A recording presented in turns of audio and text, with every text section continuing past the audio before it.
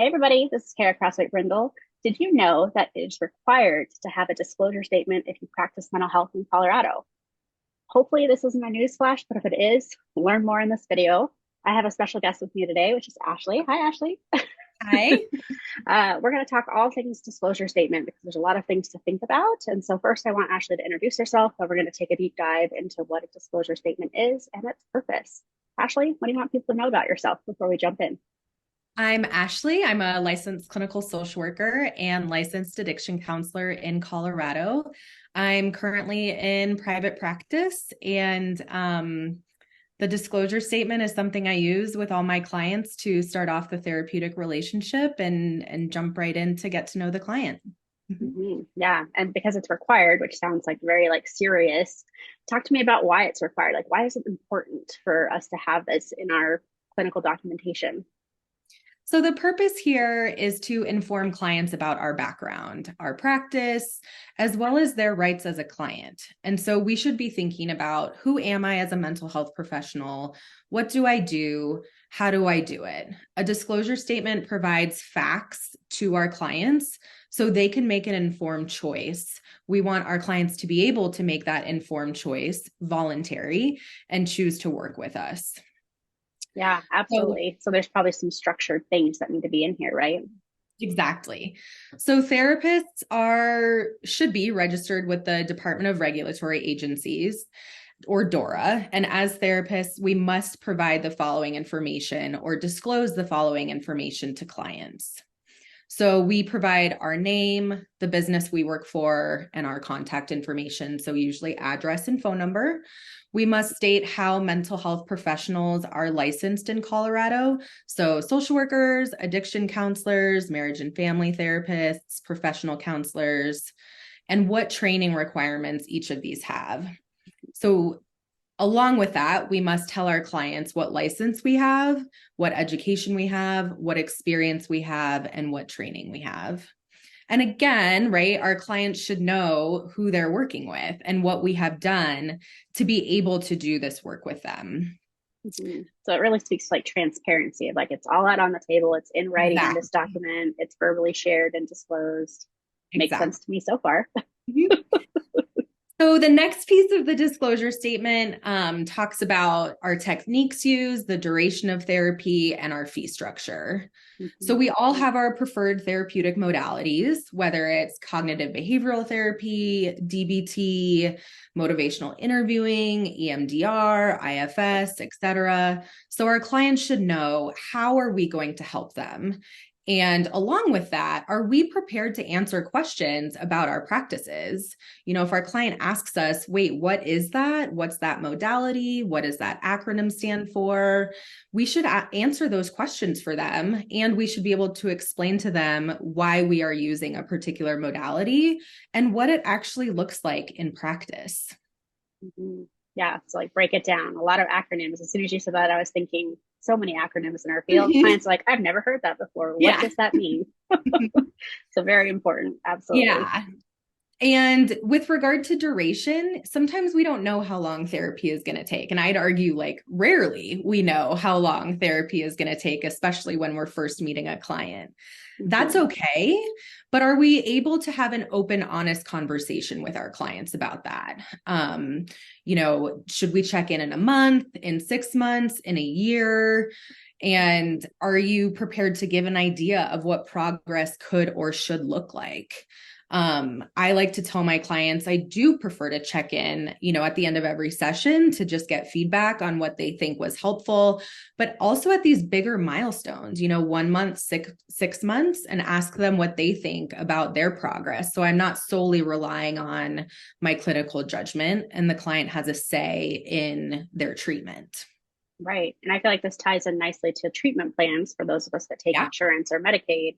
Hmm. That 6 month marker is dual purpose. One is to Hmm. like have something in writing that we're tracking and following and reviewing with the client and updating, of course, if needed at 6 months or a year.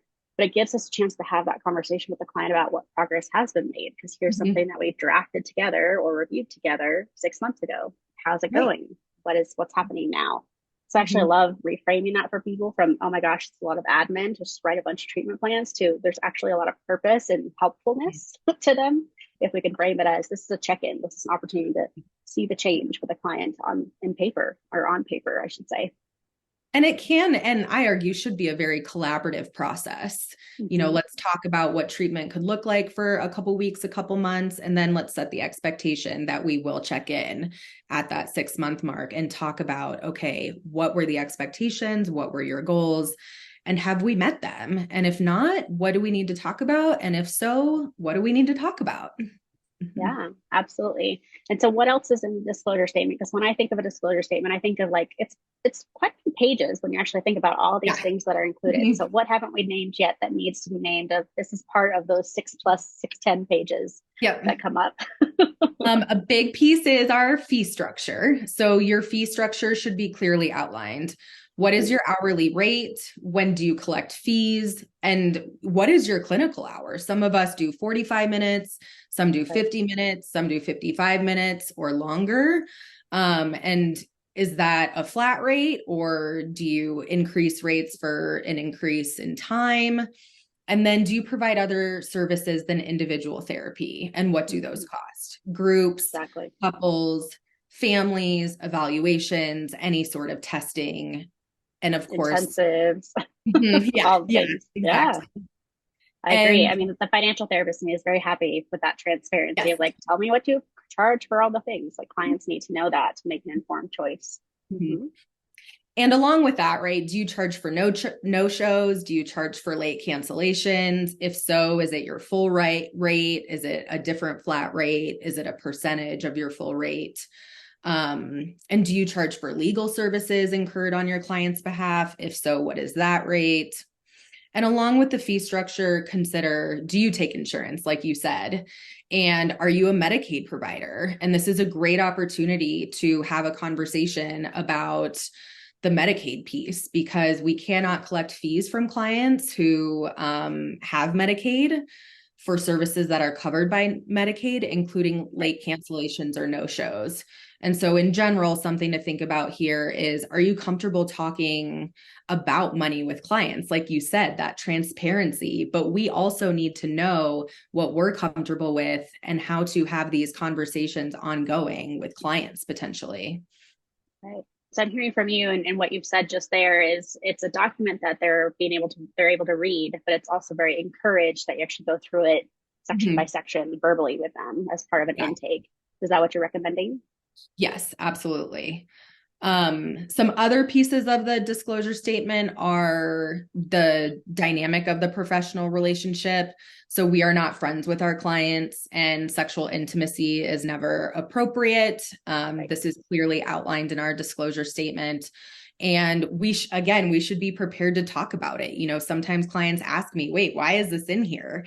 And I have to go into, this relationship is different than other relationships you might have in your life, especially if they're new to therapy. They truly might not know what confidentiality looks like, for example, or, hey, we don't text on the side, for example, or whatever your practice is, as long as it's professional. Yeah, so it sets the tone of professionalism. I think also more recently, we've added things like social media, and we're not interacting with our clients on social media, or, if they follow us, that's their choice. But like, we're not creating a connection with them actively that way. We're not Facebook friends or Instagram followers or whatever that looks like. I'm also thinking of a no secrets policy for folks who watch this video, who do couples work or family work, right? To say like, we're not here to align with one person if our role is a family dynamic or a couples dynamic. Yep, that's definitely in my disclosure statement too. And as you said, who is your client? Is it one person? Is it the unit as a couple? Is it a family that's comprised of multiple generations? And again, making sure you're very transparent of how you're communicating with each person and how the relationship should be. Mm-hmm. Yeah. And so as people go through this document with us, I feel like the one piece we haven't named yet is the right to grieve, which is kind of heavy for clinicians to hear, but like that is something that we have to put in to our documents, maybe multiple times, depending on who you serve, of like, here's where you go, here's Dora's information to follow through. And obviously the hope for viewers in watching this with us is that the client's going to say something or like try to broach that with the clinician if they have a concern first, but they also still have the right to grieve for whatever they think is going on. So I know that's a heavier piece of a disclosure, but also very important. It is a heavier piece, but necessary. Clients have the right to know, hey, if this goes wrong or I have concerns and I don't feel comfortable going to the person who's causing this concern, what do I do? Right. And so again, it's for the client to understand their rights and how they can proceed if they need to in that regard. Yeah. I know there's also usually a piece around access to their file and an emergency contact if the clinician isn't available. Is that something Yep. you would recommend? Absolutely.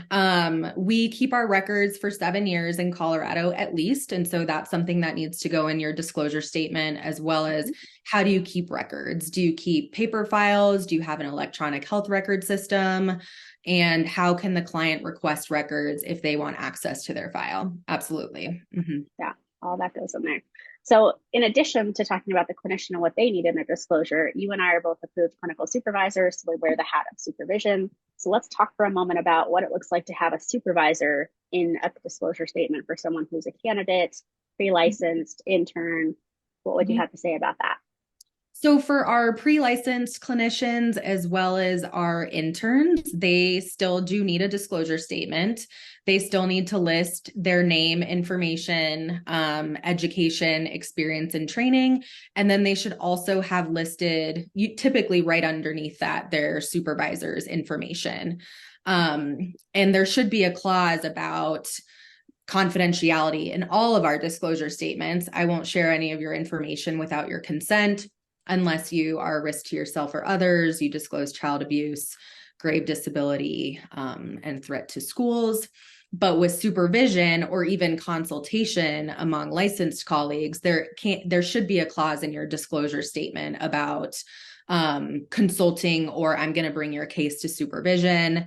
And that is really for the client's progress and growth and safety.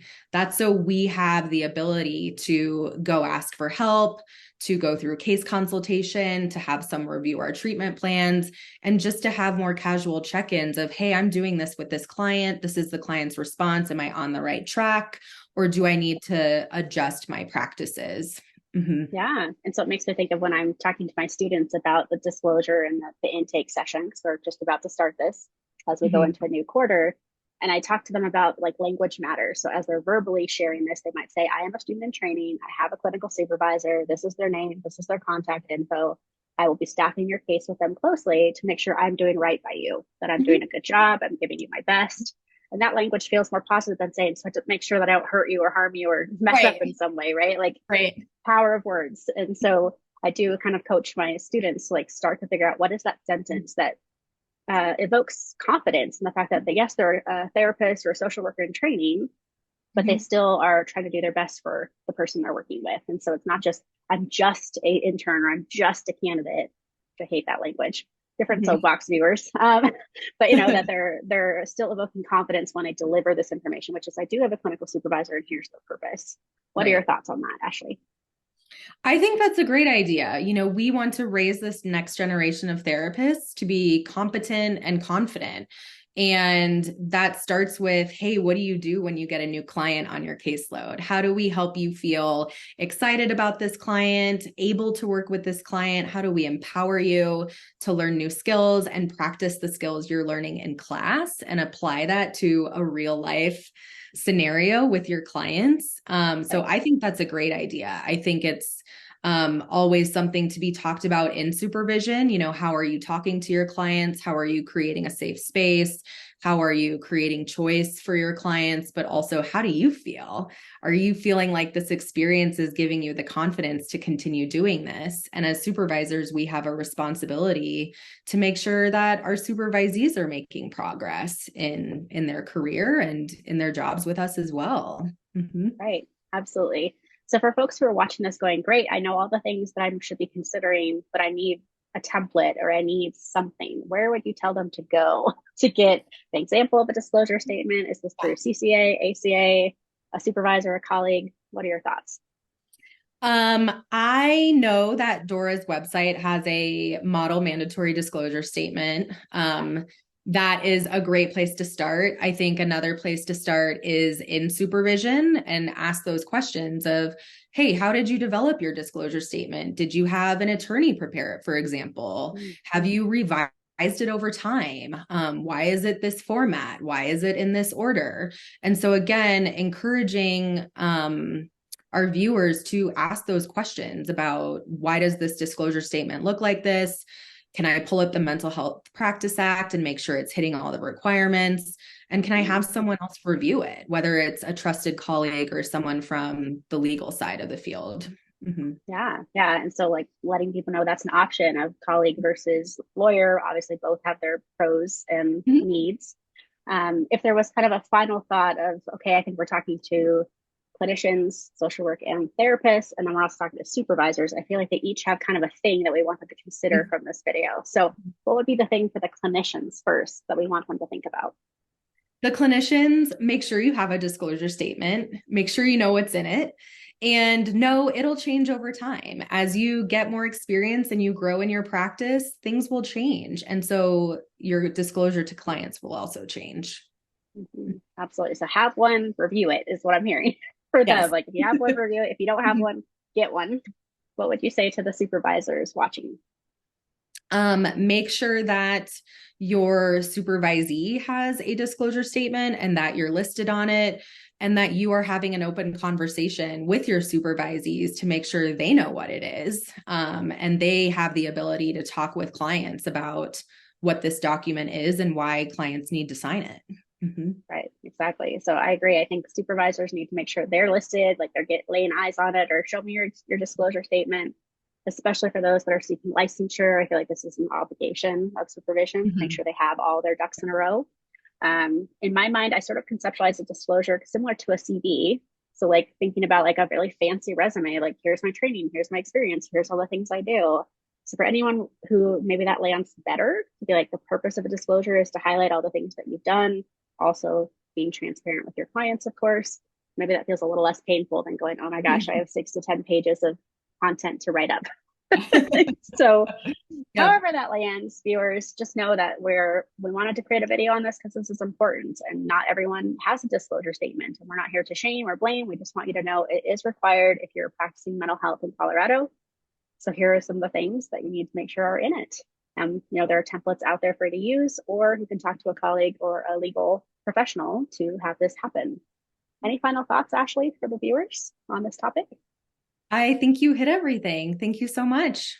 Mm-hmm. Yeah, well, stay tuned for more videos, viewers. We're going to continue to talk about some pretty important elements to having a private practice, whether you're a supervisor or supervisee. Just going to hit on a couple other things in future videos. So we'll see you next time.